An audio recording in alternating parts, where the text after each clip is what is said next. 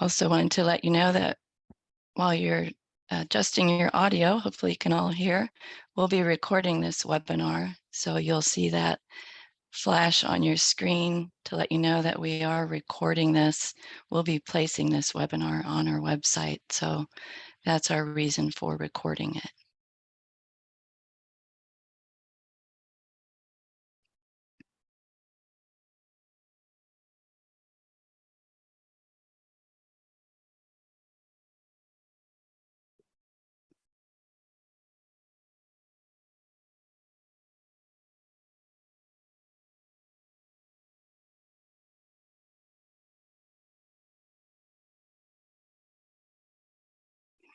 Okay, it looks like we've reached 9 o'clock, and I want to welcome everyone to our solar webinar series on solar development in Ohio.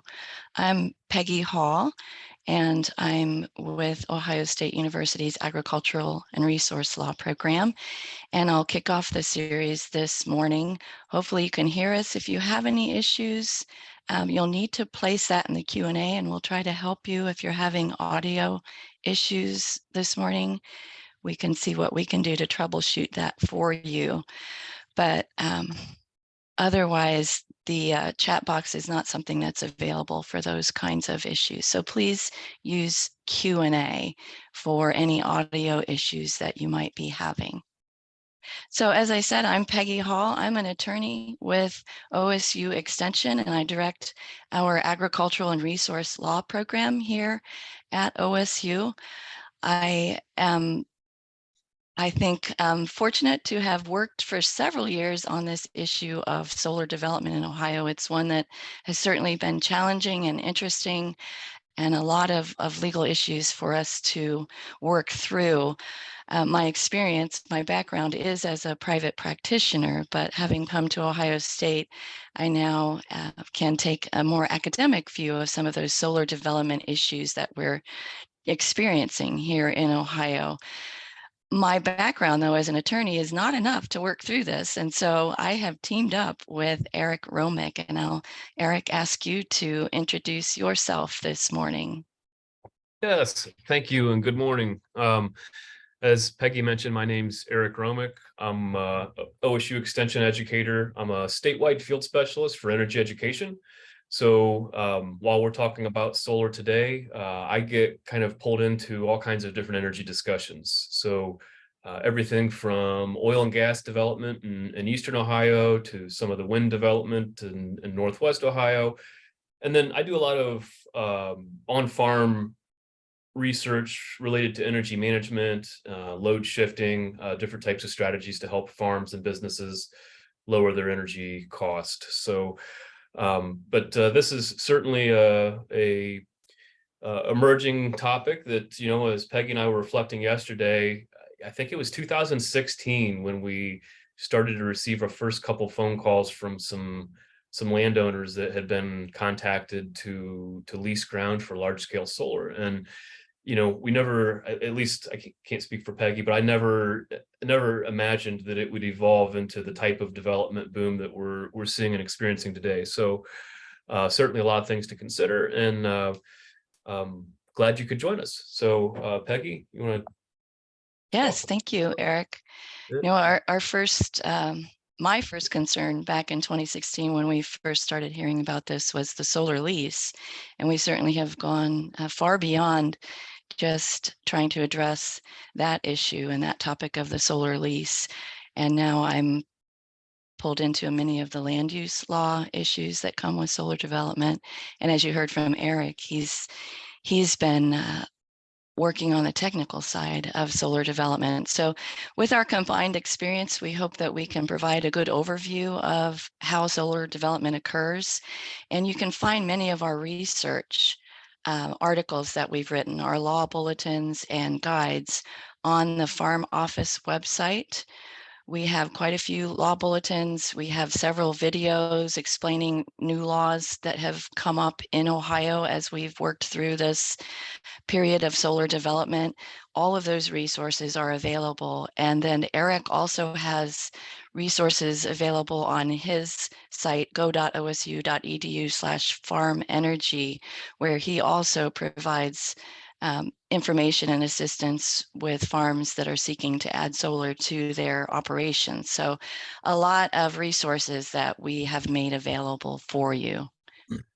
So this series is something that we decided we needed to do because we were receiving so many questions on the many different pieces and parts of solar development. And we thought, we've done various webinars, developed these resources. Let's try to pull it all together into one cohesive unit and work through that process of solar development, checking in to see where we are in Ohio on this issue and how it occurs. How does it play out? And what are the regulatory steps? What happens in order from start to finish in order for a project to come into fruition? There's been a lot of interest in Ohio in understanding how this happens, and a lot of interest in whether this is something that a community or a landowner wants to engage in. So we've tried to pull all of that together for you in this 5-part series that we'll be conducting for you this week and next week. Today is the session that gives that overview of solar development in Ohio, where we are, what are the trends that are occurring in solar development, both from a development perspective and from a technology perspective. And what are some of the community and regulatory issues that we're seeing? And we've seen plenty of those in the last 7 years. And we'll also talk about an emerging trend that many are interested in, and that is dual use of land for both solar and agricultural production. So that's our plan for today, to cover all of those topics with you in the next hour and a half. Tomorrow will be session 2 on the solar development lease. Wednesday, we'll go to explaining that process for connecting to the electric grid, a rather complicated process that I think many are not aware of. I certainly was not aware of that before we started engaging in these topics. And then next week on Tuesday and Wednesday, we'll do sessions 4 and 5.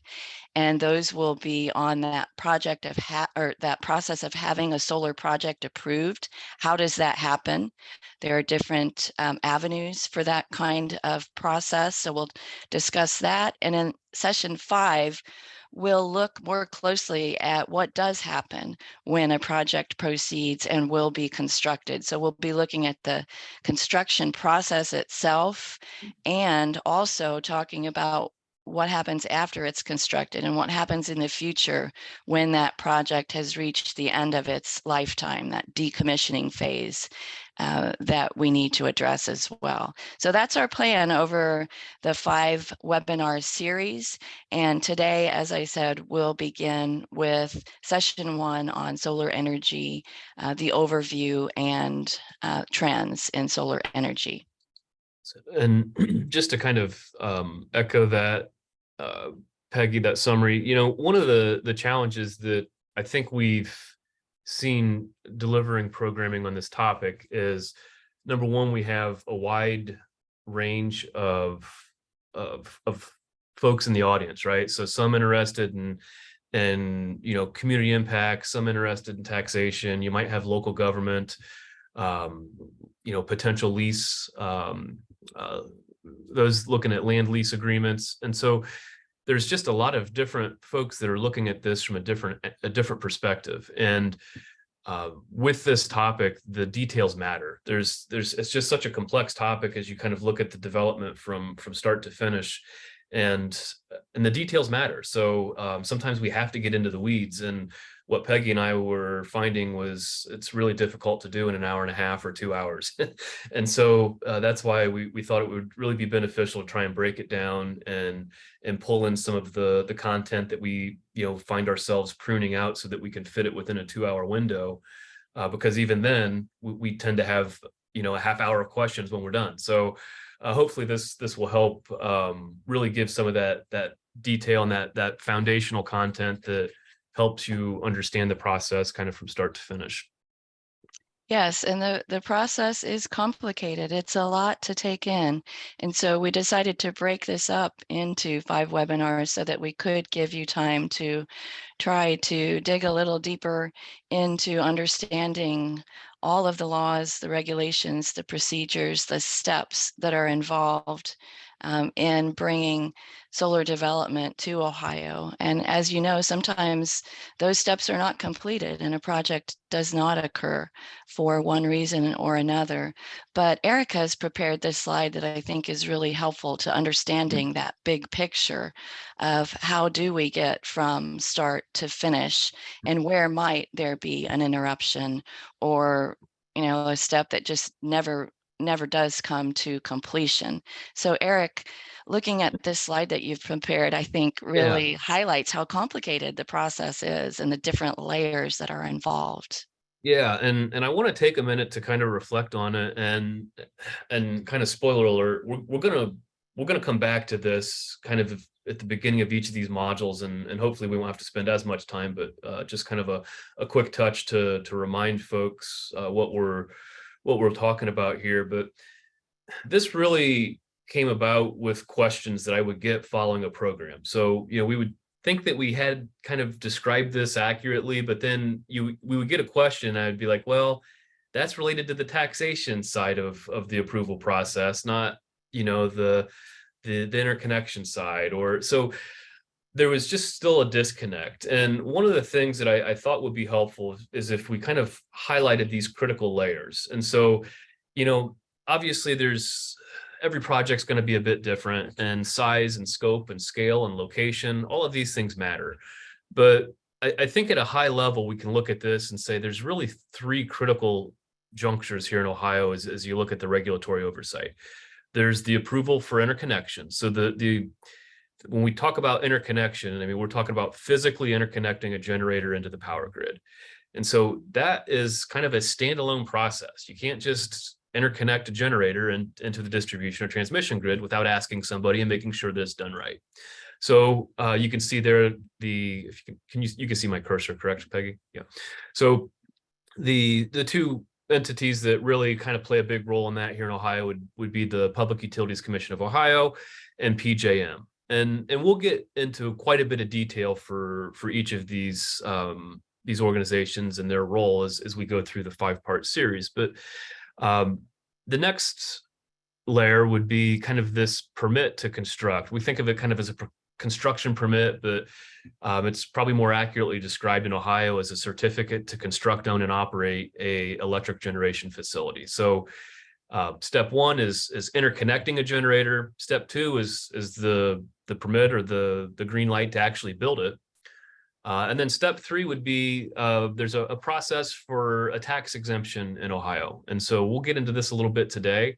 But again, it's a process where in most cases, depending on the project size, you're going to need to go through the Ohio Department of Development and in many cases the county commissioners for that approval. So while we talk a lot these days about knocking down silos, I think it's kind of helpful to actually think of these approval layers kind of in a siloed approach. Now, they certainly are interdependent, I guess, at some point. An interconnection approval is a condition of your construction permit, but it's two different organizations that are reviewing it and providing feedback and input and ultimately have the decision to approve it or deny it. So that's kind of a summary of those three critical layers. Now, you'll notice in the top right corner, we kind of have this lease agreement piece. And I think, Peggy kind of highlighted this the other day.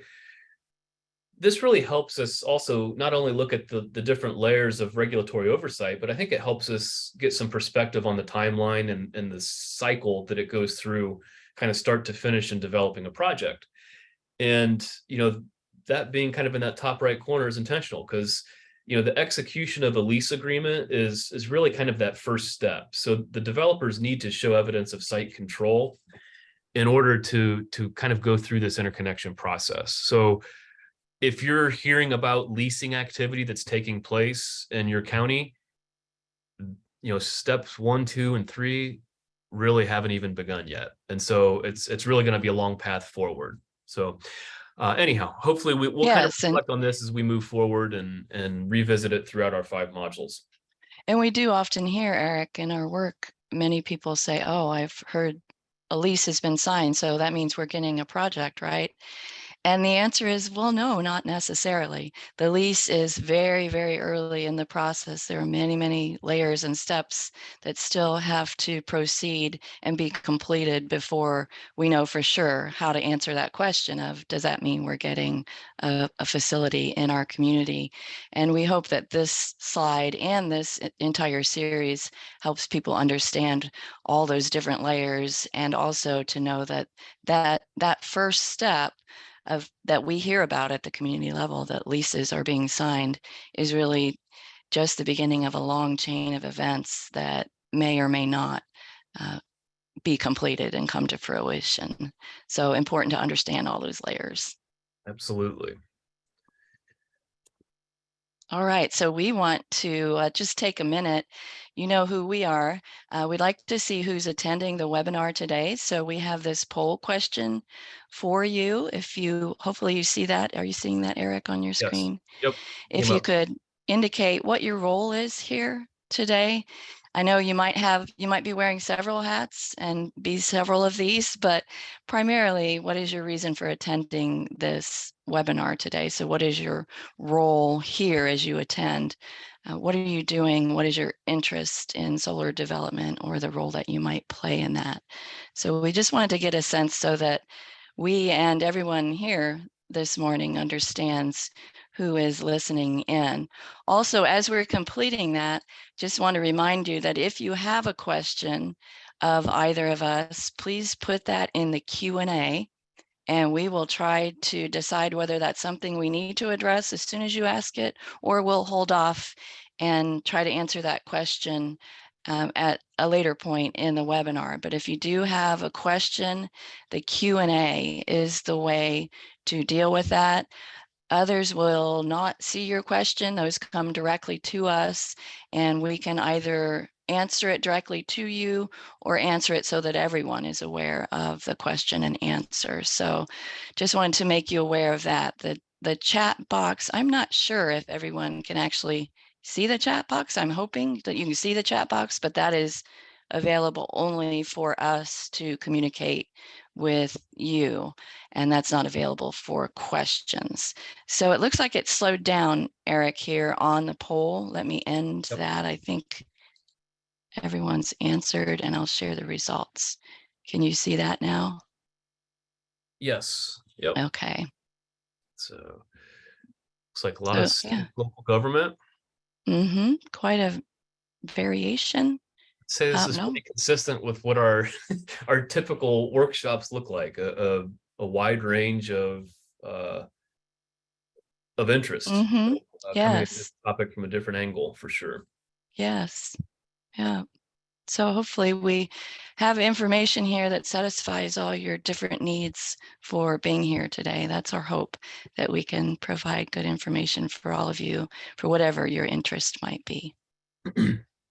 So, kind of jumping into today's content, real quick overview on what we're going to discuss today. We're going to start with kind of looking at some industry trends, and then we'll work into a review of some of the development trends, both kind of globally, nationally, statewide. What's happening here locally in Ohio. And then we'll kind of transition into kind of a discussion related to community issues. Why is this such a polarizing topic? Like most energy development projects, there's benefits and challenges. There's stuff on both sides that need to be considered. The one I always kind of say, traveling the state and working with, natural gas, wind, solar, coal. Everyone's favorite source of energy is the one that's generated somewhere else, and so these aren't unique and new to have these types of community debate and discussion around these developments. And then we'll give a summary of taxation and kind of wrap up with setting the stage for large solar versus small solar. And this is something that we'll is kind of intentional, because we'll reflect on that definition throughout the 5 modules. And so I think it's important to really take a second to kind of clearly define it and then give some perspective. So what does it mean? What does it look like? And then as we wrap up, we'll kind of introduce some concepts related to dual land use solar, and then open it up for questions and discussion. And Eric, as you start into your first section, I'd like you to take a look at the question that's in the Q&A, because it is asking about the solar panels. And I know that's what you're going to get into here right away, in case you want to try to address that or weave that into this first section on just the voltaic modules. Yes. So a paper on the cost to produce the solar panels. So if I don't know if we have a way of tagging these questions so that we can look at them Yes, throughout we the can webinar keep series, it. Peggy. But I don't have any slides specifically on the cost of producing the modules that's broken down. We will look a little bit at the cost of building a project. So it would look at kind of the module as a component of that overall project cost. But I do believe that that the Department of Energy and NREL has a good paper on that. So I'll see if I can't track that down this afternoon, and we can share it tomorrow. Okay, thank you. So kind of jumping into some industry trends, wanted to just start out with kind of a high level, I mean, literally a bird's eye view of the major components of a utility scale solar project. So, this is looking down from an airplane. Actually, this project was built or constructed around the airport, so you can see the runway there in the middle. But the first piece obviously is the blue or gray rectangles that you see from the airplane. Those are your solar arrays. So a whole series of modules are mounted on that racking. And so the arrays that you see here are kind of that first component of the project. The next would be your collection lines. So you can see kind of there's some main trunk lines that are here. I'm going to back up one. You can kind of see these trunk lines in the image itself, but then that line helps to kind of highlight how we connect all of this together. So within the project then, as we have these collection lines, there's going to be combiner boxes throughout. And then ultimately the energy produced from those modules is brought into these power enclosures. And so on this project, there was 8 of those power enclosures. You can only see 3 of them imaged here. But in the power enclosures, you're going to have kind of your disconnect, your inverters, your step-up transformers that are going to match that output to the grid voltage and frequency. And then if we kind of look down at the bottom here, we can see that we would actually have our distribution line that's going to run that and connect that into the grid. So it's kind of a high-level overview of kind of the main components on a utility scale project. And we'll reflect back on some additional construction photos throughout the 5-part series here. So we get a lot of questions, and again, this is a function of we have to cut some content to work it into shorter series. So we're able to pull some of this back in, but we got a lot of questions on kind of what's in a solar panel or module. And I guess if you see those 2 words can kind of be used interchangeably. Seems like most folks in communities use the word panel. The industry uses the word module. It's the same thing. But we got a lot of questions about what's in the modules, and then also some concerns about, are there toxic materials within these modules that we should be concerned about. And so I wanted to kind of give a little overview of the 2 most common types of modules that we're seeing, and recognizing that obviously there's a whole wide variety of technology, and there's emerging solar technology. We don't have time to get into every different module that's out there, but I wanted to pull in the 2 most common. And so you can see in 2021, 95% of the market share for your solar modules were a crystalline silicon panel, whereas 5% then were your thin film modules, which are cadmium telluride. So you can see kind of in the image here, it gives a little bit of a dissected version of what's in the modules. And so on the left would be your crystalline silicon module, and you can see it has kind of your front glass plate, a front and back encapsulant. And then what we see here, these silicon solar cells in blue, that's the cell itself. And then your bus bars would be the wiring that connects those cells to one another. Most commonly, your solar modules are going to have either 60 or 72 cells. And then on the side, you can see there's a sealant, so there's an edge seal, and then with these silicon cells, there's going to be an aluminum frame. So on the right, your thin film modules actually have a front and a back plate glass. And then in the middle here, you can see is your cadmium telluride and cadmium sulfide. And then there's just an edge seal on the end of that. So with the two sheets of tempered glass, there's no aluminum frame on those modules typically. So kind of breaking it down, and once again, you can see on the top, we're looking at our silicon-based modules. On the bottom here, we're looking at our thin film. This is breaking down kind of what's the module composed of, with the different elements that go in there. And so you can see with the silicon cell, 76 to 83% glass. And again, that's a range based on, there's all kinds of different manufacturers that are building these modules. And so there's going to be a range in terms of how many of those components are included. But obviously it should come as no surprise, since there's glass on both the front and the back side of your thin films, that there's more glass in the cadmium telluride modules than in the silicon-based modules. But what really folks have a lot of questions around are, again, toxic heavy metals that they should or shouldn't be concerned with.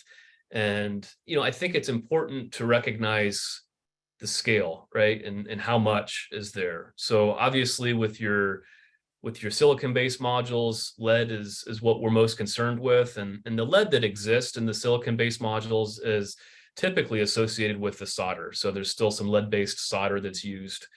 But as you can see, it's less than 0.1%, so a small amount. Very similar with the cadmium telluride, it's a smaller amount. It should also be pointed out that cadmium, when combined with telluride, so cadmium telluride is a more stable element than pure cadmium.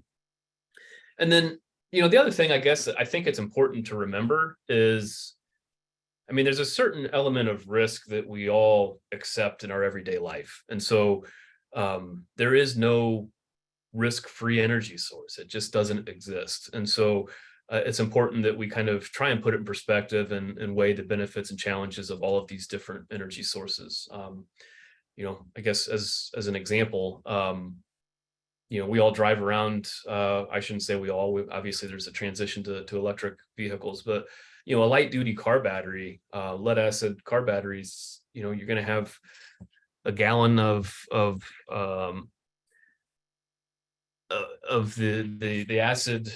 lead acid material that's floating around in there, and roughly 18 pounds of lead. And so, there's elements of risk that we all see in our everyday life, and that's not going to be any different with solar modules.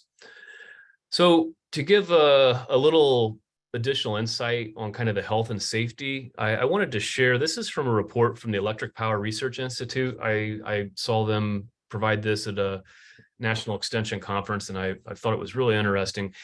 Their study, they were actually assessing different methods of testing for lead content in solar panels, and they were trying to determine which testing method is the most accurate.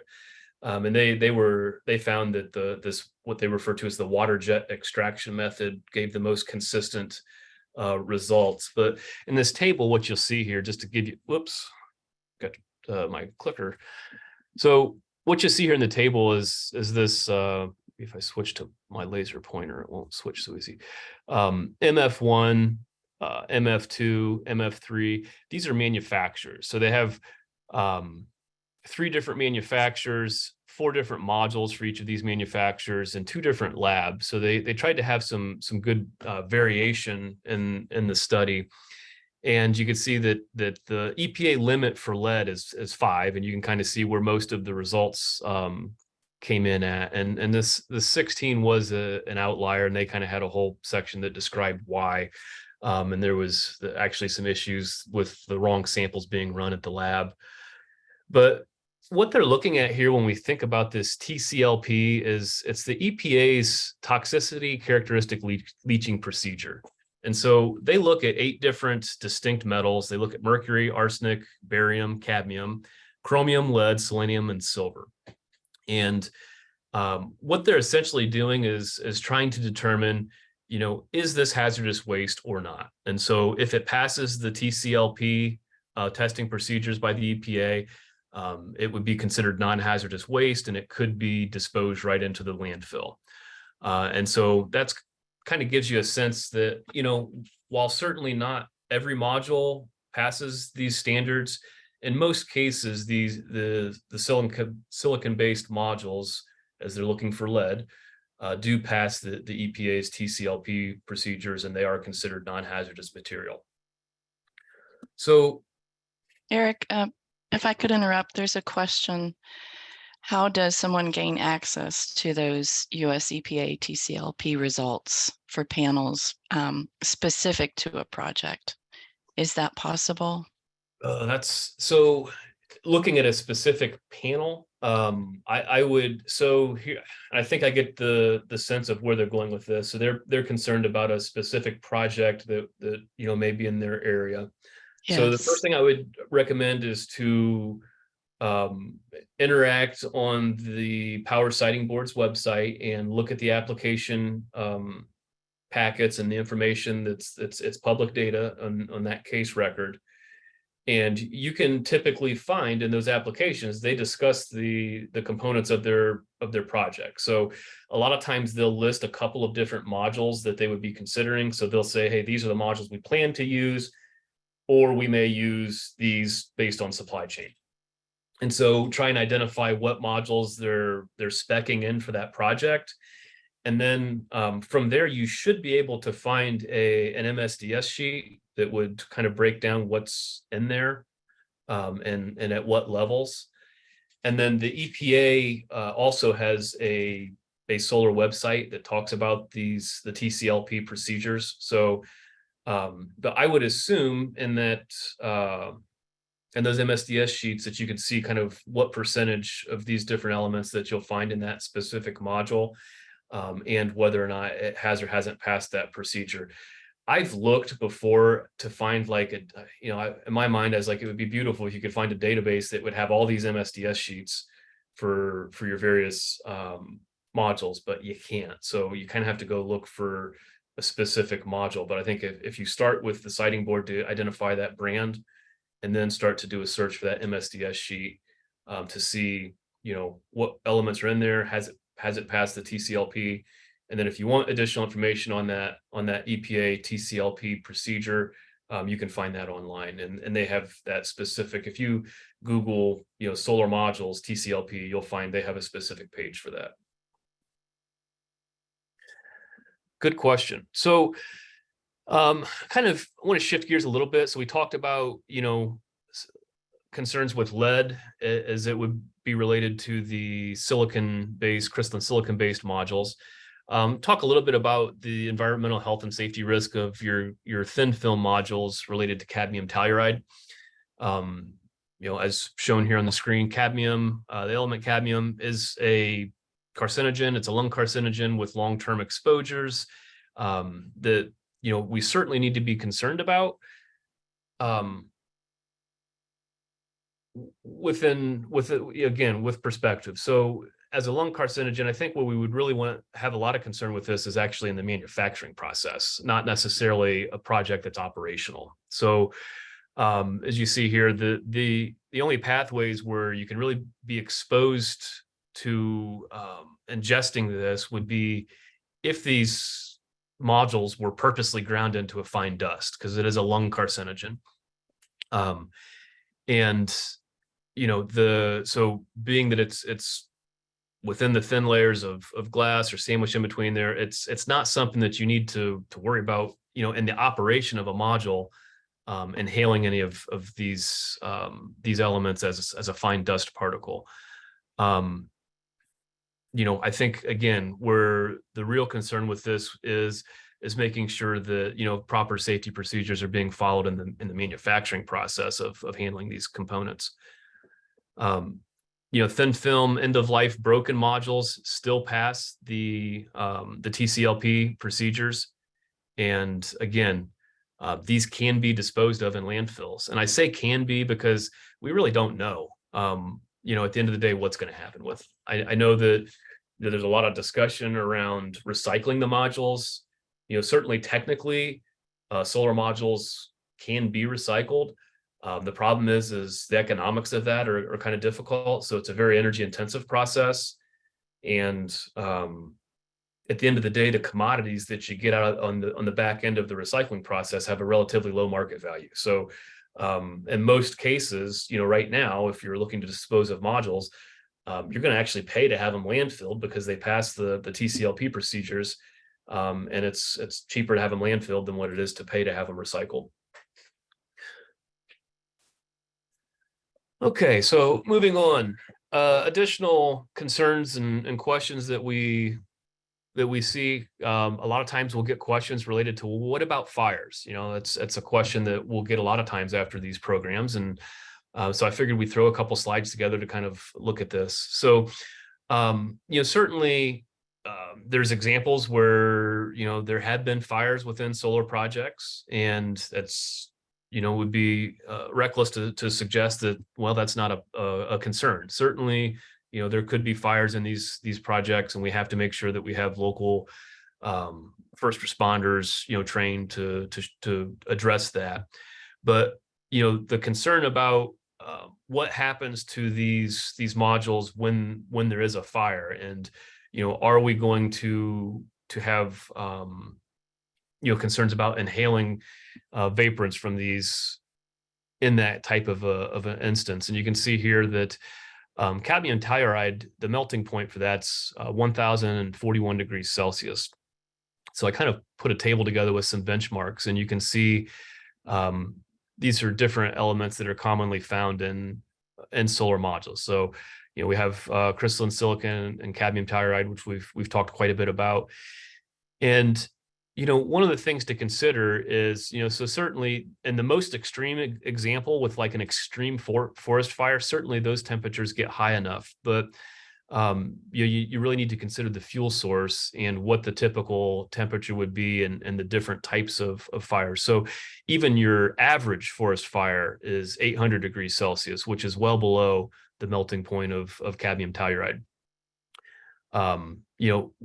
What you would likely experience in a solar project would be, a temperature somewhere in the range of this grassland to shrubland range, and again, based on the fuel source that's there for that fire to burn. And so, do we need to be concerned with fire? Certainly, we have to make sure that folks are trained and able to respond accordingly. However, the melting point of these elements is typically far higher than what the temperatures of those fires would be. Okay, we get a lot of questions on module warranties, and there's a little bit of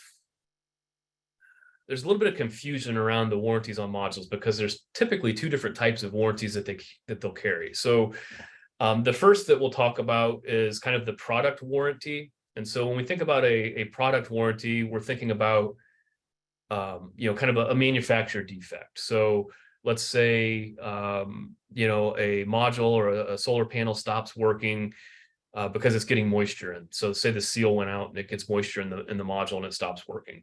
Or there's something wrong with the junction box wiring to where it's not wired properly, not working. So let's think of it as a manufacturing defect, right? Most of your modules. So the chart there is kind of just showing a count of different solar manufacturers and kind of where they fall. So you can see most of them are in this 15 to 16 of the developers were in this 10 to 12 year range. So they're carrying basically a 10-year manufacturer's warranty to say there's not going to be a manufacturing defect until year, say, 13. The other warranty that we see, and the one that's probably more important as we think about project development, is referred to as a performance warranty. And so again, this chart's counting the number of different manufacturers. So think of each of these counts as a different manufacturer brand. And what they're looking at is, what percentage of output will that module have at 25 years? And so that's fairly common in the industry, is to say, 25 years is the life cycle of that module. And, at year 25, it's still going to produce, in this instance, 80% of what it did out of the box. Obviously, you can see there's some higher end modules that have lower degradation rates. So, and that's essentially what we're talking about, is how much is a solar module degrading year to year. So, as anything that's exposed to sunlight is going to break down over time. And so, this is kind of a side note for anyone that might be interested in a solar project on their home, farm, business. I always encourage people that are looking at that to, the brand of the brand of module makes a difference. So it's not always an apples to apples comparison. The reason that the 25 is kind of an important component is a lot of times the developers, their project life cycle is kind of tied to the output of that module. And especially as you look at like the financial side of their project. So as they're working on offtake agreements, power purchase agreements, it gives them something that's kind of bankable that they can accurately predict or model. And again, that's not to say that in year 26, the module stopped working. It's just, at that point, they've degraded lower than what that manufacturer's warranty is going to carry any longer.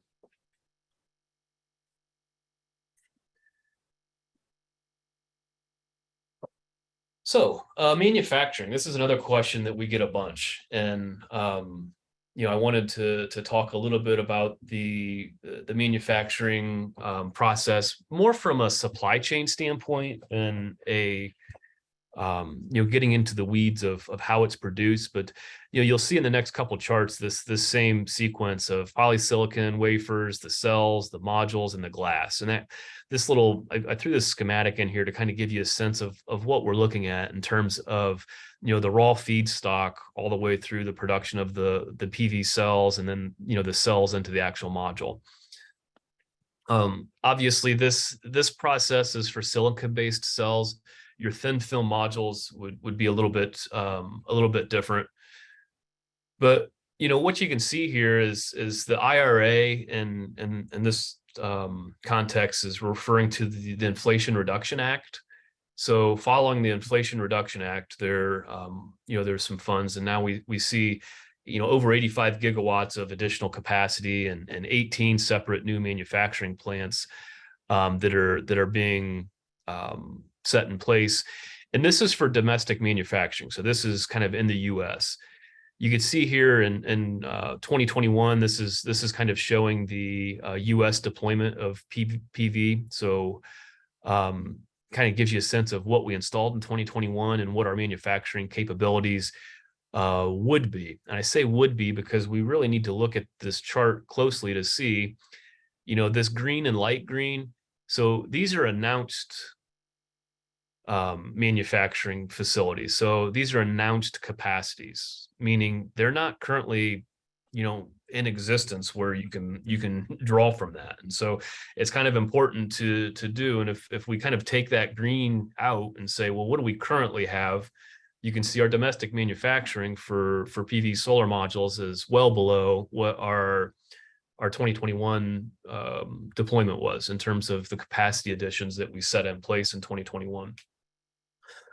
So, certainly there's some planned additions that should, train rolling through the office here. There's some planned additions that will certainly add to this, but currently what we have in place is well below what we need. So another thing to kind of keep in mind is, where is the balance coming from And what does it look like? So if we look at the global PV solar supply chain for silicon-based cells, again, we have kind of the same table or the same chart that's looking at the supply chain from raw feedstock to finished module. And, the one thing that really kind of jumps off the chart here, number one, I guess just obviously, most of this is coming from China, as you can see indicated by the red in these bar charts, from the raw feedstock all the way to the completed module. But, the real bottleneck is with the wafers themselves. So, the manufacturing of these wafers is, 99 to 98% coming out of the Chinese market. So if we reflect on the previous screen, we have a lot of, I'm going to actually do that. I'm going to back up one. So, we have a lot of capacity additions to manufacture the cells and the modules themselves. But we really need to develop kind of further down the supply chain, because currently this is really going to be dependent then on, importing those from the Chinese manufacturers currently. So, and then also, while we've had some additional announcements for new facilities in the US, the same thing's happening in China as well. So I don't necessarily know that this imbalance will be changing anytime soon. And I haven't mentioned it, but I've sourced all of these reports kind of throughout the 5 modules. If you're interested in more details on this stuff, you should be able to follow that source and get the full report. Okay, so now I want to kind of have a little bit of a pivot from the warranties. We've talked about the supply chain, and looking at some the cost of installing these projects. And so this is, and I know we had a question earlier specific to the cost of making a module or a panel, and that information does exist, but I didn't have anything in here specific for that. This is looking at the cost of building a utility scale solar project. So looking at a 100 megawatt single axis tracker. And you can see that, we've seen basically an 86% reduction from 2010 to 2021 and this is charted out as a cost per DC watt. And so you want to think about this as, how's the easy way to put this? So this would be the cost that someone would buy the project from a developer. So kind of a turnkey cost. It's going to include all the cost of the components, permitting, engineering, interconnection, construction. This is what a buyer would buy the project from a developer for. So it's kind of an all-in cost, I guess is what I'm saying. Down to 89 cents per DC watt. And if we look at this 89 cents per DC watt and see, well, of that 89 cents, what does that cost go towards?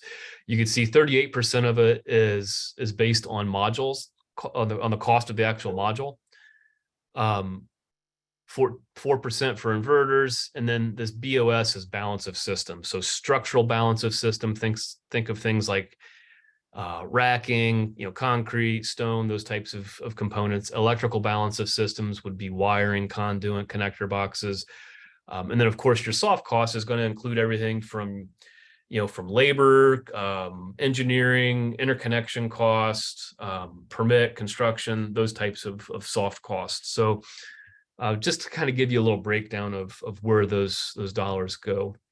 Now, moving forward, I do think that we're going to kind of see a little bit different trend where, these numbers are starting to go up a little bit more recently.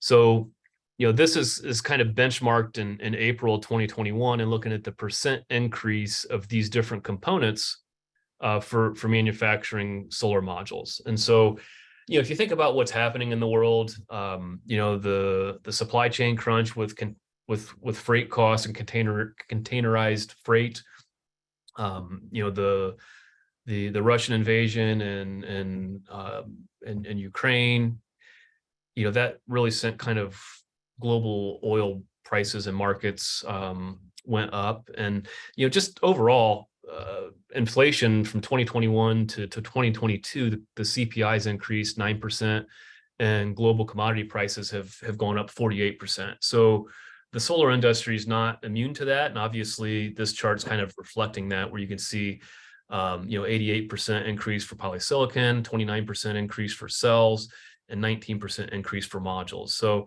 I do anticipate that we're going to see an increase in some of these costs where, obviously they've been coming down for the last decade. You have a question, Peggy? Yeah, there are several questions on costs that I want to address, and then we have some other ones just on the technology that we should address before you move on to the next topic area. Okay. So first is, does the cost include land costs? And then a second is, are these pre or post tax credit / subsidy costs? As you look at that slide that you had on the costs. Sure. So,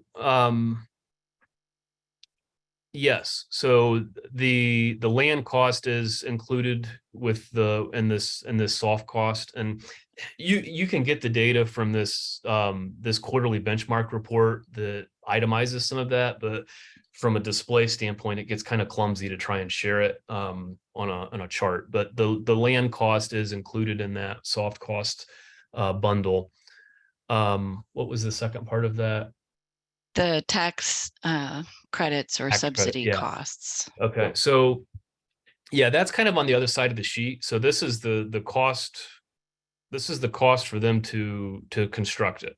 The owner of that project absolutely will have the 30% investment tax credit that goes with that. So, but that's not on the construction side, right? So this is the cost to construct it, and then whoever the ultimate owner of that project is, as the owner and operator of that, will have the advantage of that 30% investment tax credit.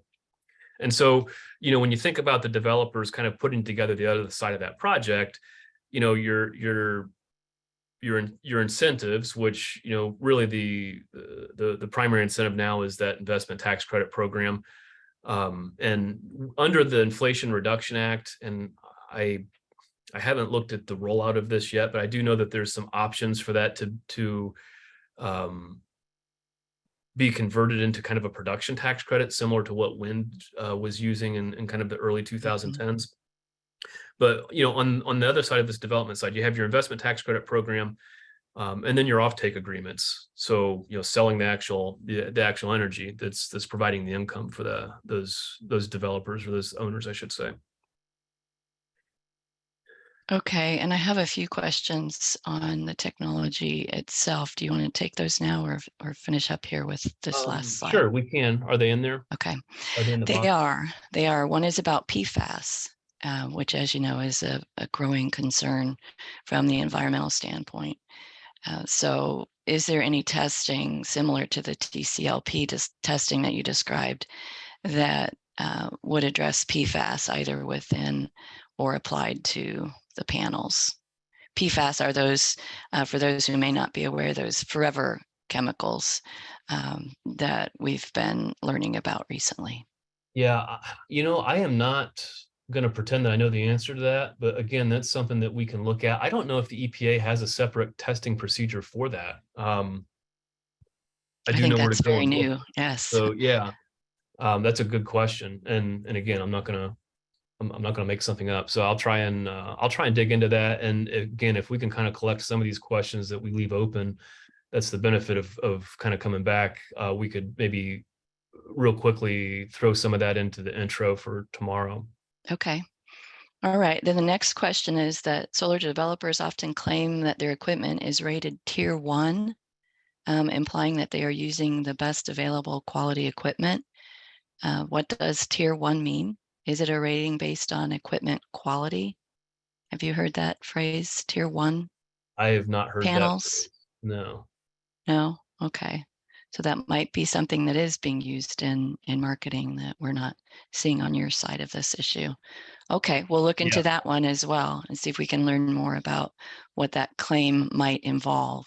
And then the final is regarding the fires slide that you had. So as it pertains to house fires, would there, if you have the panels on your roof, would that increase the likelihood of the cells off gassing and be more of an issue that if that a field of PV cells? I think it's just concerning, Yeah, so what about cells that are on a structure? So I think the question is, and I'll back up to that slide. Hopefully I don't give anyone any motion sickness here. So, I think the question there is, if I'm understanding him right, is that there would be more concern of a solar project that you have installed on your home, farm, or business that might be mounted kind of as a rooftop installation, compared to maybe lesser concern of a ground mount system like we see in our utility scale projects. And so it's difficult to see because they kind of bleed together here, but I did my best because I was kind of running out of space to make this readable. But for home fires, your typical home fire was in this 900 degrees Celsius range. And so even with that typical home fire, these elements tend to be have a melting point that's above that 900 degrees. So and again, I'm not sitting here making a guarantee saying you can't have a house fire higher than the 900 degrees Celsius. This is just based off of the research that I've done, and then a lot of it's through the Department of Energy and NREL, where they've looked at this stuff as well. So, but these are average temperatures for different types of fire. So grassland, shrubland, average forest fire. I put extreme forest fire in here because there was such a difference. And then your average home fire. So, and from what you gather from reading these reports, it's based on the available fuel, right, for that fire to burn. And so and you can kind of recognize that as you look at the different styles. Hopefully that answers their question. So I guess the statement that, I can't remember who it was that asked the question, but the statement that he made at the end, that there would be more concern over a home fire versus with a rooftop ground mounted system versus a ground mounted system. I would say, yeah, you would certainly have more concern because that fire is burning hotter, but still it appears to be well below the melting point of these elements that we're concerned about. So good questions. And again, Peggy, I don't know how we capture the ones that we're trying to tag for tomorrow, but if you could do that, I'd appreciate it. I will. Okay. All right. Okay, so moving into development trends, just making sure that I'm sharing my screen properly here. I want to first talk a little bit about capacity additions kind of, by country. So we'll look globally and then work our way down. And this is kind of charting it by year, as you can see, and these are PV capacity additions by country. And combined in 2021, so you can see we had a big spike here, obviously kind of starting in that 16 to 17 range, and really had some big jumps. But in 2021, just in that year alone, we had over, I think it's around 170 gigawatts of capacity globally. Combined from 2010 to 2021, there's 939 gigawatts of capacity. If you really kind of break that down based on region, 57% of that is coming from the Asian market. 21% of that's coming out of the European market, and roughly 16% is coming out of North America. Actually, before I do that, just so one thing to kind of keep in mind when we talk about capacity additions, and this is just a little bit of a pet peeve of mine. Sometimes we look at things from, capacity standpoint. Sometimes we'll see charts and things that are shared from a net generation standpoint, and they're very different, right? So when we talk about capacity additions, that's like looking at a project from its maximum potential output, right? So what's the max that this system is rated at if it's running at its full potential? And so, with solar, traditionally we saw capacity factors that were in the 16 to 18% range. That's really jumped up quite a bit with advancements. Number one, in the modules, the outputs of the modules, the efficiency of the modules are improving.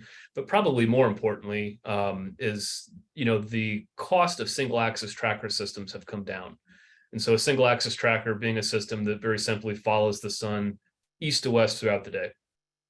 And so with that type of technology, we're seeing capacity factors that are more in the 22 to 24% capacity factor range.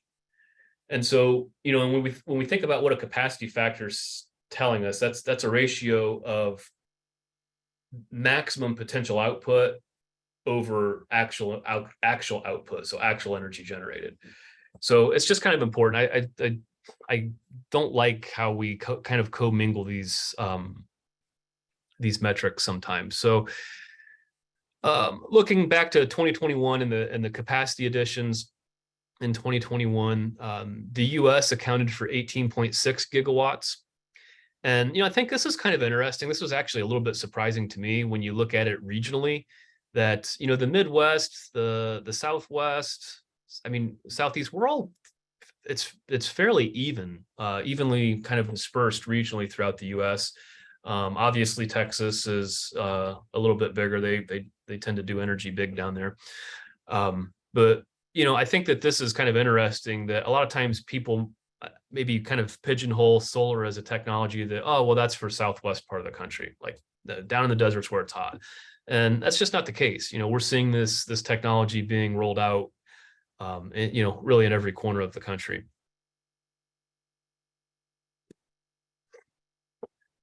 This is another chart that I think's kind of interesting as we talk about development trends. Is this idea of offsite corporate power purchase agreements. And so I mentioned PPA before, power purchase agreement. So it's one thing to generate the power, but you have to interconnect it somehow and deliver it to someone that's willing to buy it. And so traditionally our PPAs were executed from utilities that were interested in energy distribution utilities interested in selling that power to their consumers. But here we're seeing big trends in corporate purchases of these this power.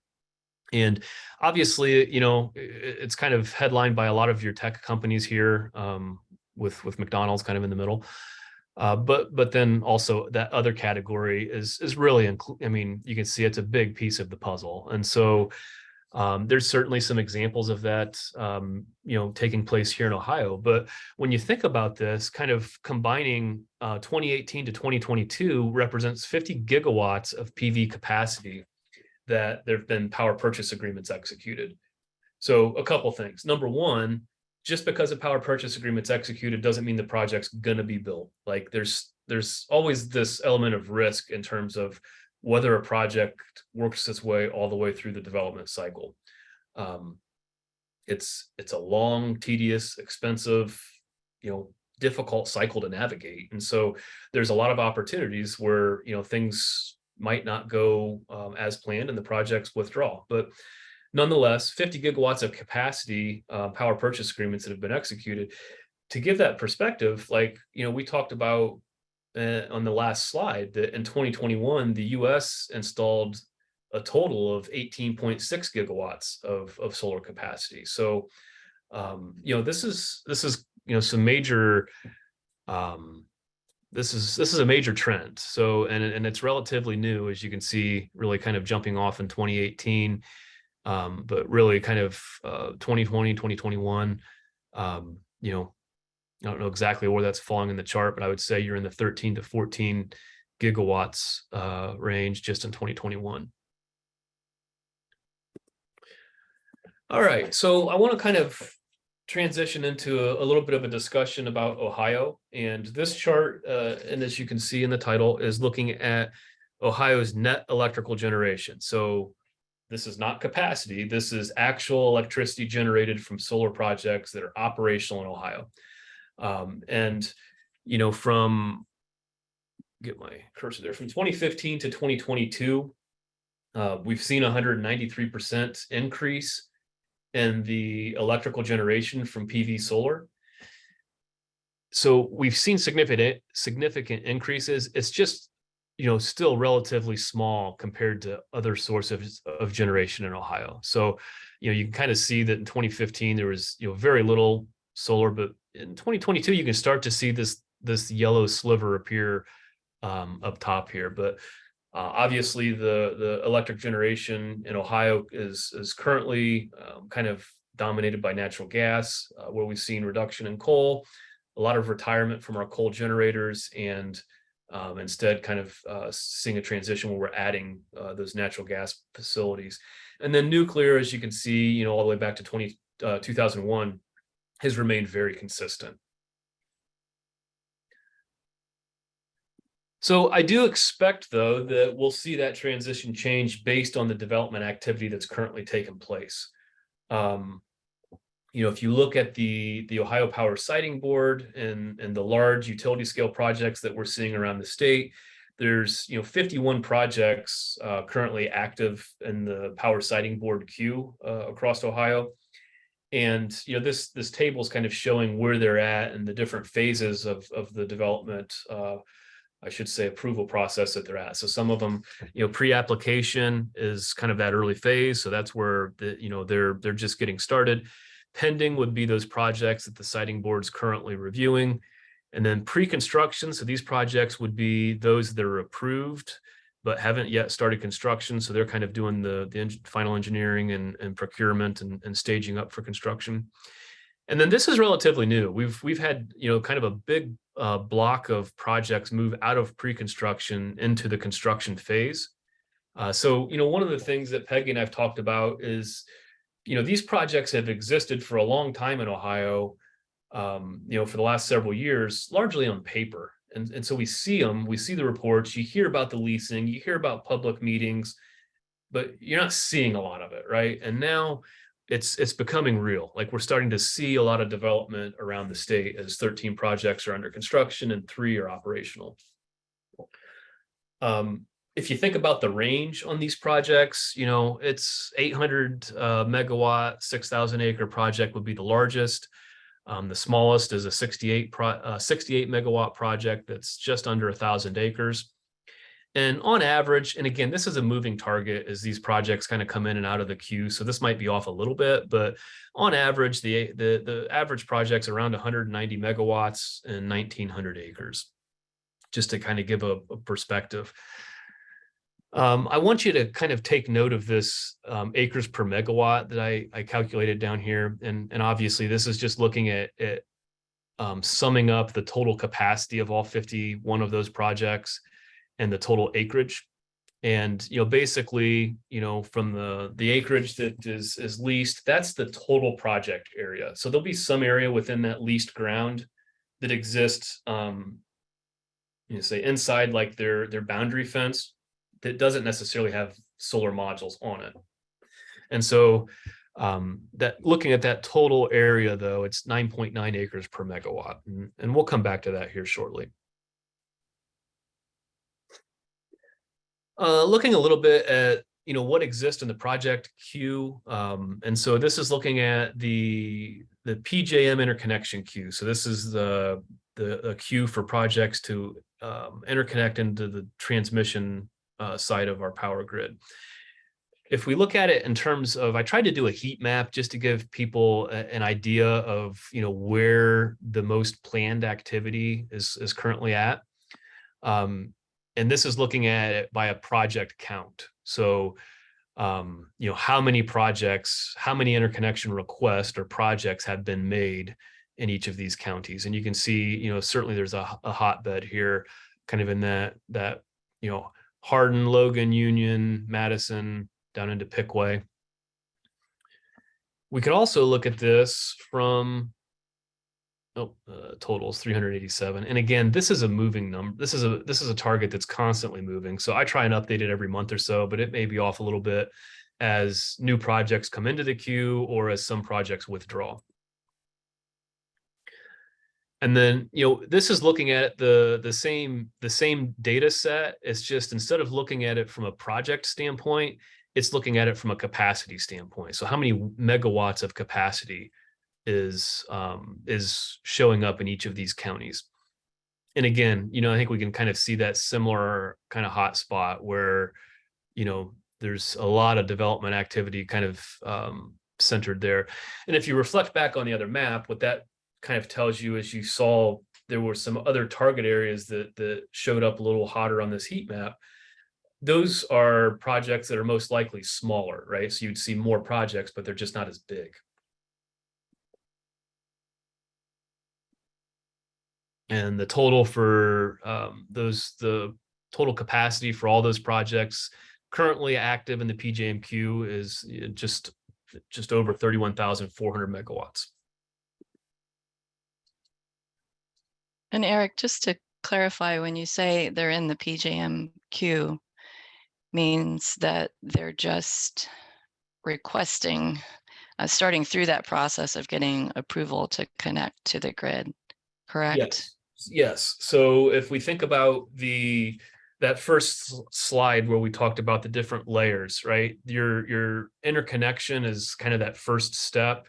And so these would be looking at projects that were in the review process with PJM. So there's in session 3, we'll really get into the interconnection process and PJM's process. But these projects, back up, are projects that are active, right? So, these are active interconnection queues that haven't yet been, developed to where they're operational. So this includes everything that's up until construction. Does that answer your question? Yeah, so just making the point that it's not necessarily a done deal at this point. No, it's one step in the process. Yeah, and we'll look at that a little bit closer again in session 3, where a large number of these projects traditionally have withdrawn, and so I don't know the exact date range, but I have a slide in session 3 that looks at a data set, and I think it's 2008 is where it starts, but like 27% of the interconnection request had withdrawn. And so, yeah, just because it shows up here doesn't guarantee it's going to be built. It just means that they're going through the interconnection process to try and get approval to interconnect the transmission system. And then the next phase would be, going through the construction approval, which you'll talk about, a lot in week 4, or session 4, whether that construction approvals through, local zoning, or whether that construction approvals through the power siting board, depending on project size. So yeah, these are, I should have done a better job of queuing that up or teeing that up. These are development trends looking further up the pipeline. So a lot of times we see the here and now, right? Like this is happening at the power siting board, but the question that I get a lot is, is this trend continuing, right? Are we seeing a decline in project leasing and project development, or do you expect that we're going to continue to see this increasing development pressure? And I would suggest, based on what you see in the PJM interconnection queue, that we're going to see a lot of activity for years to come. Good. All of these be built? Right. No, I'm not saying that's good that we're going to see that. I mean, that's a good explanation of what you're seeing there. Yes. Great. So I have another question though. Oh, sure. Does this reflect multiple interconnect requests per project? Will a project have several PJM requests for interconnection, or would a project just be one singular request? And how is that reflected in the numbers that you're showing us?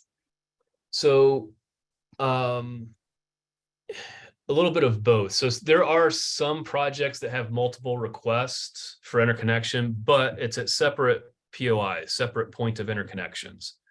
And so I guess to answer this question, yes, there are projects that would have multiple phases, I guess you would say, where they're developing phase 1, phase 2, phase 3, and they have different interconnection points for those projects that in aggregate would be kind of in one project area. So that does exist. Now, changing the boundaries or the scope of your interconnection request isn't something that you can really do. So there's separate points of interconnection, but you can't just have an interconnection queue and then go in and arbitrarily say, oh, well, I want to make this bigger or smaller. Like, the application process has started, and you can't change the scope of that once you go through there. So, but I think to their point, there are several projects in the state that have multiple interconnection queues in the same project area.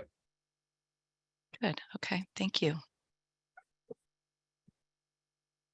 So why so much development in Ohio? We get this question a lot. And, obviously we could talk about this forever because there's a whole bunch of different factors that influence this, but I think that we can really boil it down to like three real high level reasons that make a lot of sense why we're seeing so much activity. Number one is, Ohio exists within the PJM interconnection queue. So, and again, we'll talk about this a lot in session 3, but PJM is our regional transmission operator. PJM has over 85,000 miles of high voltage transmission lines, and Ohio sits right in the center of it. The other reason is access to land. So, as you look at Ohio's land mass, 60% of our land mass is agriculture. And you can kind of see in the map there that, there's a lot of available space to build these projects out. And then the last is access to market. And this again goes back to the, Ohio kind of existing in the PJM RTO is, PJM services 65 million electric consumers, and it's roughly 20% of the US population. So, if you kind of look at this area from Chicago, down through Ohio over to the East Coast, this is kind of that region, and we'll look at it in a lot of detail on session 3. But so when you kind of connect the dots, you have a lot of open space to build the projects out. You have the, essentially your transmission highways to move it, and you have a market. And so I think that's why we're seeing so much activity here in Ohio.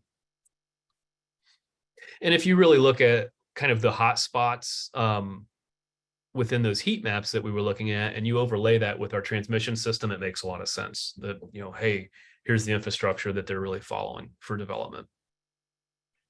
So, Peggy, you want to kind of get us started off with community impacts, and I'm going to Sure. pause my video, take a drink of water. Break there. And there is a question in the Q&A, Eric, that I think you need to take a look at and see if you could answer that one for that Sure. person who's asked about some of those purchase power agreements and potential subsidies and tax credits. So if you could take a look at that, I'll turn us toward this issue of community impacts. This is something that Eric and I have certainly seen, I guess, increase over the years that we've been involved in trying to gather information and provide research and resources on solar development. At first, as I had mentioned earlier, we were talking largely to the audience that would be interested in engaging in a solar lease, but more and more we've seen and had many others come to us for information, from our state and local officials to community residents, to all of those agencies that tend to get pulled into some of this development. And so we want to share with you some thoughts on that issue of community impacts, especially when we're looking at the larger scale, utility scale, as we call it, development that Eric has just summarized for you, that is coming. It has arrived, and it appears that more is possibly coming. We certainly have many under construction right now, but possibly more coming. So why is it such a polarizing topic? Well, the sheer fact, as Eric shared with you, that we are hitting a large part of Ohio, possibly 76 counties affected by this type of development. So it's certainly affecting many of us across the state. And that right now, is looking at around 100,000 acres, likely 200,000 or more in Ohio that would be leased or purchased for solar energy facilities. So that's a big footprint. That's becoming, I think, a larger footprint than many expected when we first saw solar energy development coming to the state. And then that conversion of that land You can drive across Ohio now, and certainly in where I live, Union County, in those hot spots that Eric showed you on that map, drive across those areas and you will see sign after sign after sign that says no solar on prime farmland. A lot of that kind of concern that we're seeing across those areas about converting farmland and asking that question, what will this do to agriculture? And what will it do to the neighbors and communities that could harbor these new types of land uses, these large solar energy development facilities? That is definitely driving a lot of the consternation and conflict that Eric and I see. And then also behind that, we have the lease agreements themselves that are initially faced by our landowners, and the questions of what kinds of risks, both financially, both long-term land use conversion, soil impact, what kinds of risks are these leases exposing our landowners who are largely farm landowners to? That's certainly another part of the puzzle. And then we have our income that comes from those leases, and that's certainly something that can be a big boon to a farm family, to a landowner, and they want to assert their rights. And so we often hear that property rights issue that comes into this conflict. I have the right to develop my land. As a landowner, that is my right, and that will affect my bottom line. And I stand to make a lot of money that could secure my future. And sometimes we are looking at farmland owners who have concerns about the future. They could have long-term health care costs that they're concerned about. They may need additional revenues. There are all kinds of economic considerations that come into that. And when they're seeing these offers of 800, 1,200, 1,500, whatever that number is per acre to put their land into solar energy production, that's pretty enticing. And that certainly, I think, strikes many as a right that they have. But there are others who would be on the other side of that, saying, but no, the community has a right not to say no to such a large change in our community. And then that becomes a local issue as well from the revenue standpoint. We talk about the income for the landowner. Well, there's potential tax revenue income, and that's significant. And Eric will talk about that can come to that community that does host that facility. And I know that many of our local leaders have been pulled into that issue and torn. Is that something that we should be trying to secure for our community or for our schools? And that all does reflect on that larger policy issue. Is renewable energy something that we do want to embrace? We have many state and federal policies that do provide incentives for that. Is that good? At that higher level, the federal, the state level, is it good at the local level? Are these policies helping or hurting us? There are a lot of questions, I think, that revolve around those policy questions as well. Eric, what else would you like to add to that?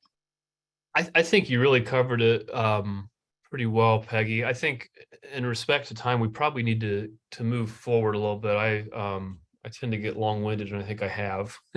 Yes, we are running out of time, but we did want to alert folks too, just, let's think through what all the issues are. Sometimes we do get in our silos and think about the issues we're dealing with, but there are many, many different residents, officials, landowners dealing with different issues, and that's a nice summary of all of those. So let's move on for a second.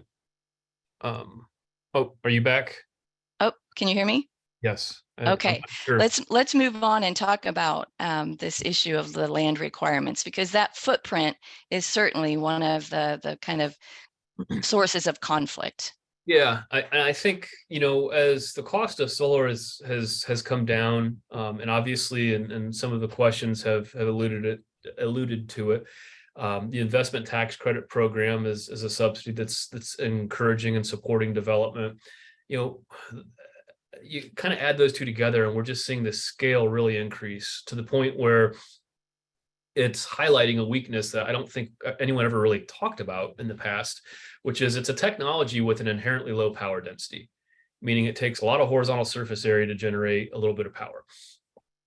And this slide, I just kind of wanted to give a couple of different perspectives. And so I looked at a high case scenario and a low case scenario in terms of, how many acres we could be looking at, so, and again, this is, I'm not suggesting that this number of projects will be built and this number of acres will be built. I'm just trying to paint the picture in terms of why are people so concerned? Because it does have the potential to impact a lot of ground. So how many acres are we talking about?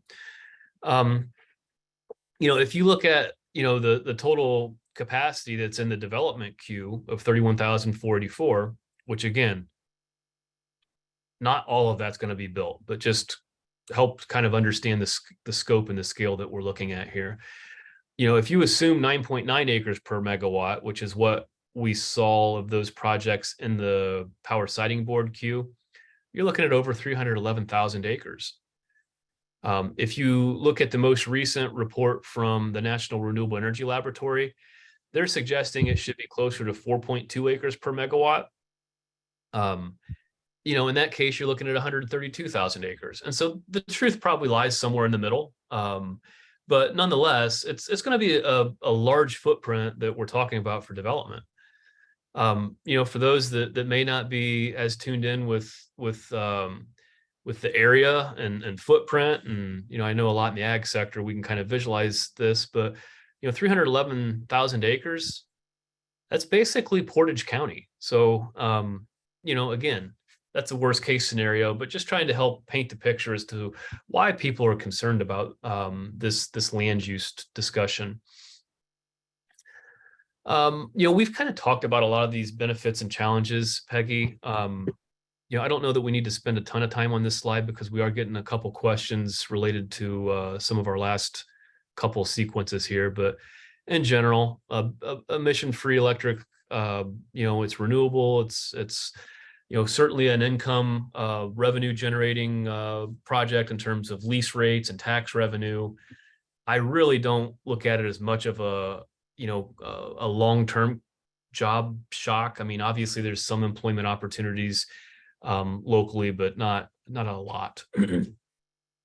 Challenges, power density we've talked about. It's an intermittent source. Of course, some storage technologies help with some of that.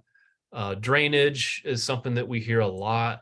Surface and subsurface drainage, weed control, impact to topsoil, deep subsoil compaction. So a lot of things on both sides of this, both positive and negative, that are being discussed in communities all across Ohio where these projects are taking place.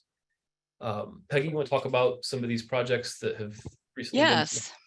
Yes, and as Eric showed you a few slides back, we do have quite a few projects that are before the Power Siting Board that are going through that application procedure. Some who have gone through that and received approval to proceed with constructing that facility. But I want to highlight here that we saw quite a string of those that were approved until recently. In the last year, we've seen 3 of those projects denied by the Power Siting Board, and I've highlighted them here for you. And if you want to read more about this, I have a blog post on our Ag Law blog on Farm Office. It's on the Farm Office website that I highlighted that goes into more detail. But just generally, you can see here the 3 projects that span from Allen and Auglaize area up to Defiance and down to Greene County. Those 3 projects were denied by the Power Siting Board because of the general opposition of the community. So this is a new development that we're seeing in the application process. A requirement by law for the Power Siting Board as they review an application is to examine a number of factors. And one of those factors that I've highlighted for you here in the Ohio Revised Code in 4906.10 is the factor that requires the facility to show, that developer to show, that the facility will serve the public interest, convenience, and necessity. Now, unfortunately, there is not a definition for that term in the very law that requires OPSB to examine that factor. And so they have to decide independently as they look at a project, will it serve the public interest, convenience, and necessity? And they will turn to previous cases that have examined that factor as well. Well, in these three cases, the board decided that it would not serve the public interest, convenience, and necessity because of the general opposition by both the people who live there, and I think even of more concern to the board was the local governmental bodies that objected to having these facilities located in their communities. So this is something that we're keeping an eye on. All three of these cases, the developers did request a rehearing on their applications. And so they're now in that process. And actually on the Kingwood application, there is now a request before the Ohio Supreme Court to review that decision. So we'll keep you posted on what happens, but certainly highlighting the community conflicts that we're seeing across the state, Eric. And Peggy, I'm gonna, I guess, kind of make a comment to follow up on this, but then also just a heads up. I think we're gonna jump ahead to project taxation after this. Yes, just based that's a on good time, idea. and we have a couple of questions. But just as you mentioned, this public interest piece, and that there was kind of a unified message from, you know, residents, local government, county, township, municipal. That doesn't necessarily exist in every project. And you know, Peggy and I've talked a little bit. I've kind of fell into a little bit of a rabbit hole a couple weeks ago, and really did a deep dive into some of the public comments. And while I didn't read them all, I downloaded like 1,340 some public comments, and I did a randomization of them and randomly sampled 150 of them. And you know, just randomly sampling 150, it was kind of fascinating that basically support and opposition was pretty much 50-50. And so I do think that generally there's kind of this more even support opposition feeling in a lot of the communities, but there are some examples where certainly, you know, it's more of a unified message that no, we don't want it. And so yeah, I think that's what we saw here. So, and Eric has slides that we are going to skip over in the interest of time, but those will be posted along with the recording. We will post all of the slides, but those slides will show you the breakdown on those comments that he reviewed, those that support and didn't support, and why. So you can take a look at those slides when we post those on the website. Also, Eric, in the interest of time, I'm going to hold on to some of these questions and try to answer them. Yeah, I can stay as late as needed to go through some of those, but I want to try and get through the slides. So project taxation is something that we get a lot, and we'll go through this and try and help make some sense of it. So with utility projects in Ohio, utilities are subject to the Public Utility Tangible Personal Property Tax. That's a tongue twister for sure. Most of us think of personal property as being phased out with the CAT tax or the commercial activity tax here in Ohio. But for utilities, that personal property tax still exists. And so it's a 24% assessment for generation and 85% assessment for transmission and distribution. If the project is not certified as a qualified energy project, then they're also subject to real property taxes. And so this kind of begs the question, what is a qualified energy project? Well, a qualified energy project was established with some legislation, I believe in 2010 under Senate Bill 232. And what that does is it basically exempts projects that are less than 250 kilowatts. So these are relatively small projects. It exempts them from the public tangible utility property tax. It automatically sets the exemption in place if they're equal to or less than 250 kilowatts. So for larger projects, so projects that are greater than that 250 kW, in order to be certified as a qualified energy facility or energy project, you must apply to the Ohio Department of Development. And the Department of Development has a set of criteria, and they'll determine if you qualify. So furthermore, for projects that are over 20 megawatts, the Ohio Department of Development, if they certify it and it's over 20 megawatts, then ODOD will send it on to the county commissioners, and the county commissioners have the ability to either approve or deny that that request to be certified as an energy project. So we're just going to focus now on kind of these qualified energy projects. So what does this mean? So essentially, a qualified energy project is offering a tax exemption from the public tangible utility tax.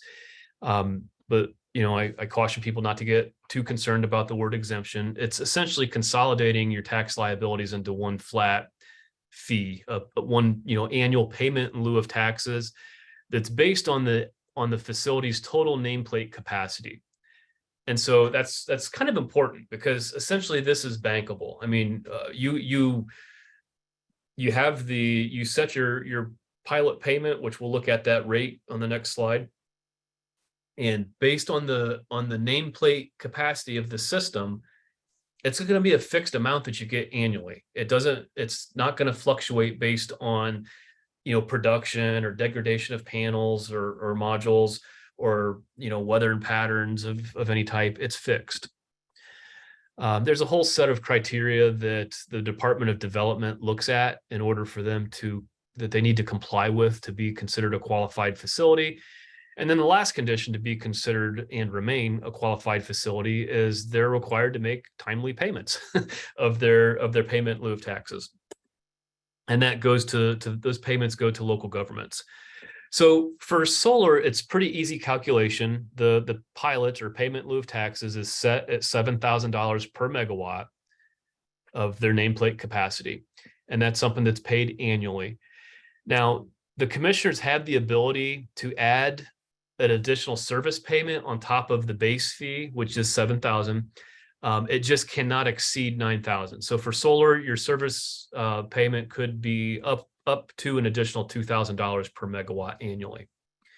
Now, the difference with this is your base fee of $7,000 per megawatt gets distributed like your personal property taxes would. The additional service fee, so if you set it at $9,000, that $2,000 service fee per megawatt goes into the county's general fund. And just to give a little example of, well, what does this mean, exempting them from the public tangible utility tax? The County Commissioners Association of Ohio did a really good case study on this, and it was really good detail that they used. And again, you can find that. I sourced it there if you want to look at the whole thing. But they assumed $9,000 per megawatt was the pilot payment for a 150 megawatt project on 900 acres. And looking at the tax receipts from your public tangible utility tax, you can see in year one, it was significantly higher than the payment in lieu of tax program. But obviously that declined over time as, and I guess the blue here is comparing it to CAUV. So, anything's going to be higher than ground that was in there at CAUV. If you exempt it from the public tangible utility tax, the pilot payment in year 13 kind of breaks even. And then after that, your annual receipts from the pilot payment are projected to exceed what your public tangible utility tax would be. And all in all, over the 30-year life of the project, they were estimating that you would receive a little bit more. So $40.5 million from your pilot compared to $36.2 from your traditional public tangible utility tax. So if there's someone out there kind of from township, county government that's interested in learning more about this program, John Workman with the Ohio Development Service Agency is the administrator for that program. And there's his email. He's super helpful on these types of topics. So Peggy, you want to talk a little bit about dual use solar, and then we'll kind of transition into our last section? Sure, yes. And I believe, Eric, you answered some of the questions that are on there, but if you could take a look at those. Sure. And just do a double check. So a question that does often come up, and we're seeing this more and more, is why can't we have both? Do we have to give up, forfeit our farmland over to solar development completely? Is it possible to have agricultural production continue alongside solar development? And one trend that we are seeing in Ohio that we'll discuss as we work through this series is smaller scale developments that don't leave such a large footprint or convert as much land as some of these larger projects that we're going through now. But even in those larger projects or in smaller, the question remains, can we co-locate? That's a term we often hear, co-locate or have a dual use of land and have both solar energy production and agriculture continuing to take place.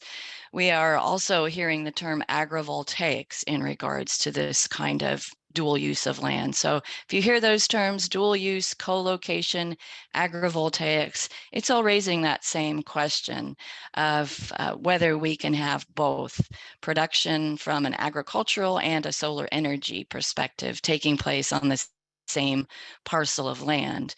What we do know about this growing trend, and there is a lot going on in this area, and I will say that Europe is a bit ahead of us on this issue, is that there are limitations. And certainly with some of our traditional row crops in Ohio, we would see some limitations that could require quite a change in a solar project in order to accommodate some of those types of production that we tend to do in Ohio. So our row crops are, soybeans, corn, even hay, our grains, those could be challenging in a co-location or a dual use perspective. We know that much. And so there is a lot of research that still is underway and still needs to be done on the feasibility of trying to do those two things at once. As you see in the background of our slide here, imagine trying to farm in the context of that solar array, and how do you plant, harvest, maintain that crop with those panels all around you. So a lot of infrastructure changes that could be required in order to make dual use successful in Ohio. So those would have to do with the spacing of those panels and also the height of those panels and how easily we could work around those as we try to combine those two different uses of that land. Certainly a lot of questions that come around that. So we can then ask, well, what do we need to do? If this is a solution that many see that might address that concern about the loss of farmland for agricultural production, what needs to happen? What is needed in order to make dual use more of a reality in Ohio? And we have research ongoing. Eric is involved in, OSU is involved in a couple of projects that are trying to find answers to these questions of how feasible is it and what changes would have to be made and what can we raise most successfully in this type of situation.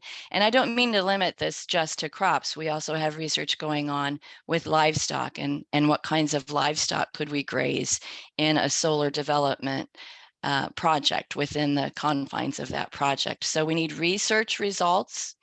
And Eric, if you wouldn't mind changing the slide for me, we Sorry, need, that's okay. I'm We need typing. willing parties. The landowner has to raise it quickly at the beginning of that leasing process, and the developer has to be willing to try to embrace this concept of dual use. So two willing parties, that may be difficult to find because, as I said, it does require changes, and those would have to come within the lease negotiations, that we are going to develop this type of project, that we do want to maintain some agricultural capacity on that land. So it has to be addressed early in that lease negotiation process. But also there are many questions about, what policies and incentives or even regulations should we consider in order to follow this path of dual use, if this is what we want to do in Ohio. Now, there are states that are following that path, and I give you an example here in the slide of Maine. They provide technical assistance at the state level for those landowners and those developers who do want to try to accommodate both agricultural and solar energy production on a parcel. And those can come at the very individual level for a smaller development that might benefit the farm, or even on a larger scale. And some of our utility scale types of developments, we can see this kind of assistance and incentives and policy directives at the state level that would encourage and aid those parties as they try to accomplish those dual purposes. So a lot that would be needed in Ohio to make this a reality, but there is work ongoing, Eric, and I know you're involved in some of those projects. And I know we're over time, and we're going to come back to talking about the one project that you're involved in. We're going to do that later in the series, correct? Yes, and I apologize. I checked out for a couple minutes because we did have a bunch of questions, so I was trying to Yes, I respond to know. some. But Yes. so yeah, we'll talk about one of our research focuses on session 5, but just to kind of look at different considerations for dual land use. Turf grass really isn't a dual land use. I just put that out there as kind of the benchmark, right? That's what we see a lot of. It's high maintenance costs because we have to mow it, limited environmental benefit. We do see a lot of interest in pollinators. The challenge with this is, there's a higher establishment cost, and then your maintenance is difficult to maintain for weed control. Your best practice for managing those pollinator systems is a controlled burn. Well, that's something that's a difficult sell in the middle of a solar field. Specialty crops tend to be labor intensive, and advanced agrivoltaic solutions, with running equipment under modules or grazing, cattle or different types of animals add additional racking cost. And then in terms of grazing, when we think about grazing, everyone wants to graze these utility scale sites in Ohio. And Brady Campbell, who's our sheep grazing specialist, he's kind of joked with me a couple of times. He said, there's not enough animals in North America to graze all the solar they want to put in Ohio. And so the stocking rates is certainly a challenge. And so, one of the things that we've focused on as we think about dual land use solar is, can we come up with solutions that are economical and that are scalable to, we just talked about 1900 megawatt, or I'm sorry, 1900 acres was the average size project in the siting board queue. So how do we come up with solutions that are scalable to these types and sizes of projects? So our research team at OSU is really focused on forage production, looking at a cool season hay mix and alfalfa.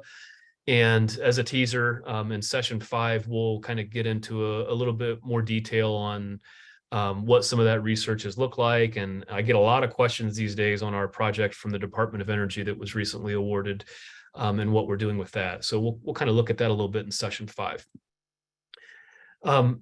As we wrap up, and then I promise I'll finish responding to some of these questions.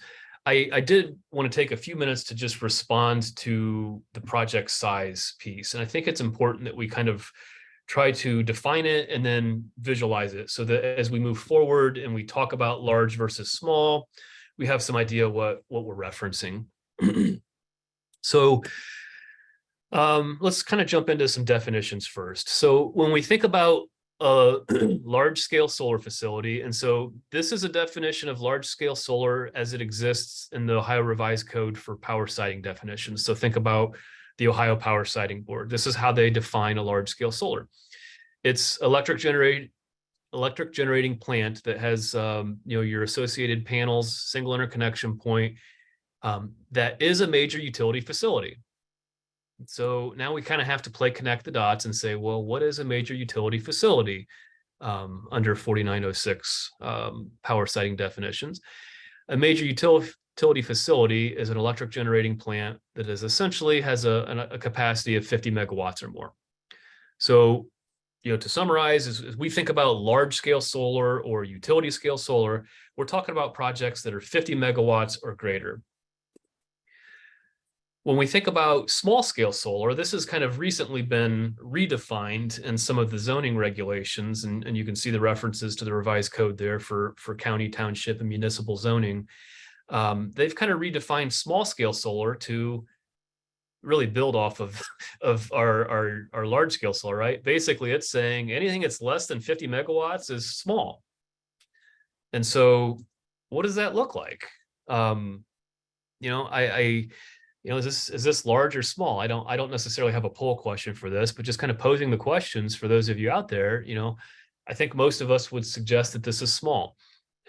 11 kilowatt system on the rooftop of a naturally ventilated hog barn. So that meets the definition of small. What about this? Is this a utility scale large solar, or is this small? This is, again, the project. This is taken from the airplane. This is the runway in the middle. And 159,200 modules setting out there generating power. So large or small? Let's look at it. Actually, with the definitions that we just looked at, this is a 3,000-foot zoom of that last picture. And you can see the runway again right down the middle. Based on the definitions we just looked at, this is a small scale. This is a 10 megawatt AC project sitting on 85 acres. Its interconnection point was the distribution system, AEP's distribution substation. So its interconnection approval went through the PUCO, not the Power Siting Board. So the point for this is, especially for local government, whether it's county, township, as you think about, and Peggy will talk quite a bit in session 4 about House Bill 501 and some of the regulations and zoning guidelines that have been changed. Local government, you might be looking at drafting rules for this type or this size of a project. So, to kind of look at this on the other side of it, this is, again, that same zoom. So your same perspective, 3,000-foot zoom. This is the Hardin Solar Project, which is 150 megawatts, and it sits on just over 1,100 acres. And so I've kind of highlighted it so you can see it here, but certainly much bigger. It's going into the transmission system. So it went through PJM for approval, and it also was over 50 megawatts. So it went through the Power Siting Board. So to kind of look at this as a side-by-side comparison, small scale could be, you could be looking at a 10 megawatt, 85 acre project. It's still under 50, well under 50. And so, but it's big, right? Utility scale is over 50 is significantly larger. The other side of small scale is it could be, I guess what I would consider small, right? Something I put in my home, farm or business, a 100 kilowatt system, not a 100 megawatt system that goes on a grain dryer. But one thing to keep in mind, I guess, is while we looked at that last side-by-side comparison, one was small, one was large, some of the construction impacts and the development impacts could look the same. And so it's important as we think about it from a local government standpoint, from a, implementing guidelines to regulate these through zoning, if you so choose to, what it could look like at the top of that small scale, which could be 49.9 megawatts, very large project, or the bottom end of that scale, which could be some stuff that's kind of your more traditional behind the meter small scale that's owned by an individual homeowner or business and installed on their private side of the meter, not the grid side of the meter. So you have to be ready to kind of look at both of those. And that's what we're going to hopefully help to summarize in session 3 and 4. With that, we'll kind of break for questions. I don't know, Peggy, what slide you want me to leave this on as we do questions? Well, I think the remaining questions are those that you can answer privately to those folks that are raising those questions. So if you want to work on that, I'll go ahead and finish. If you could just quickly, though, go to the next slide, Eric. We do, as a reminder, have many resources available that I've written, that Eric's written, that I've had some of the attorneys who work with me also involved in. So all of those law bulletins and videos are available on our farm office website. We will be placing this recording and the slides that go with it and all future recordings and slides in this series on that same farm office energy law library site. farmoffice.osu.edu is where you need to go for that. And then just to give you a preview of what's coming up tomorrow, I'll be doing the solar leasing, the solar development lease session. And that will begin at 9 o'clock tomorrow. I'll be going through what's involved in the solar leasing process, not just in the lease itself, but in the decision making that we encourage all landowners to engage in before deciding to enter into a solar lease. And I will have a guest with me tomorrow, an attorney, Andy Wecker, who is with the firm of Wright and Moore in Delaware, Ohio. Andy has negotiated alongside landowners with developers on many solar energy leases. So we're going to get his quick perspective on that process and concerns and issues that he sees in solar development leasing. And then we'll also walk through the solar lease and the different pieces and parts of that lease and some of the concerns that we often have as a landowner considers whether to enter into that lease. And then, as you know, we have 3 additional sessions after the solar leasing session on Thursday of this week.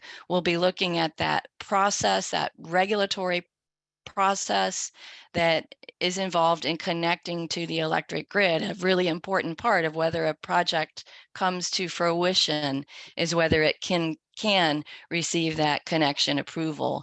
And then next week, we'll be looking more at how the Ohio Power Siting Board and PUCO, how they deal with these solar projects that are coming to Ohio and those that apply to the OPSB, that are those larger projects that Eric just described.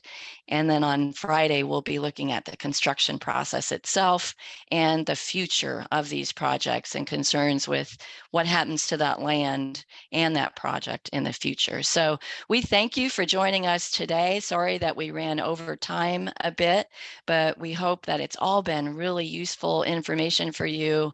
And just a reminder that Eric and I are both with OSU Extension.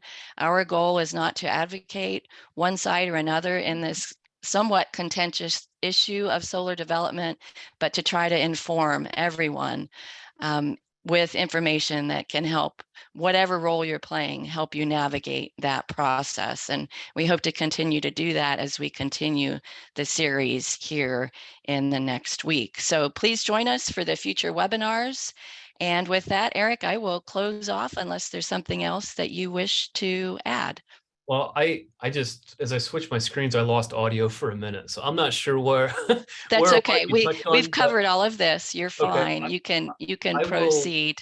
I will stick around and respond to questions, or I don't know if we have the ability if someone wants to ask them or discuss them, but I'll stick around until I answer all the questions here. Okay. All right. All right. Thank you, Thanks, everyone. everyone.